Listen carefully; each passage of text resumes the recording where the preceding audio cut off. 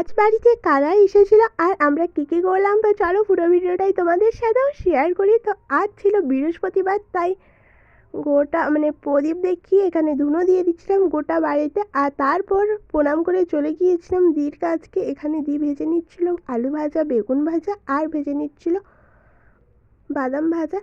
তো মায়ের ডাক পড়লো যে এখানকে এসো, তাই চলে গিয়েছিলাম মায়ের কাছকে নারকেল নিয়ে। আর নারকেল নিয়ে যাওয়ার পর মা এখানে সুন্দরভাবে ময়দাটাও মেখে রেখে ঢাকা দিয়ে দিচ্ছিল।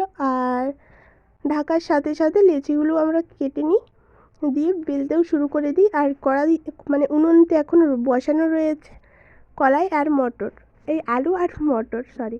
তারপর এখানে এক বালতি দেখতে দেখতে লুচি ভাজা আমাদের কমপ্লিট হয়ে গিয়েছিল। তারপর একে একে আমরা এক দুটো খেতেও থাকি, বেশ ভালো লাগছিলো গরম গরম লুচি খেতে। আর শীতকালে কিন্তু লুচি ঘুগনি বেশ দারুণ লাগে। আর এখানে ঘুগনিও কমপ্লিট হয়ে গিয়েছিলো।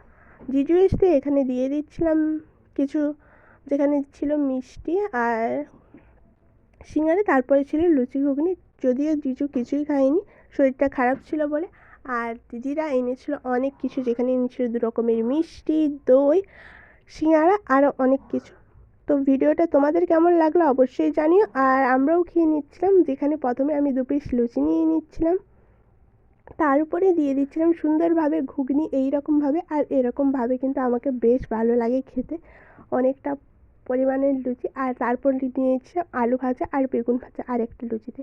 আর রাত্রিতে খেয়ে নিচ্ছিলাম মুড়ি। তো ভিডিওটা আমি এখানেই শেষ করলাম। তোমাদের কেমন লাগলো অবশ্যই কমেন্ট করে জানিও, ভালো লাগলে একটা লাইক করে দিও। টাটা।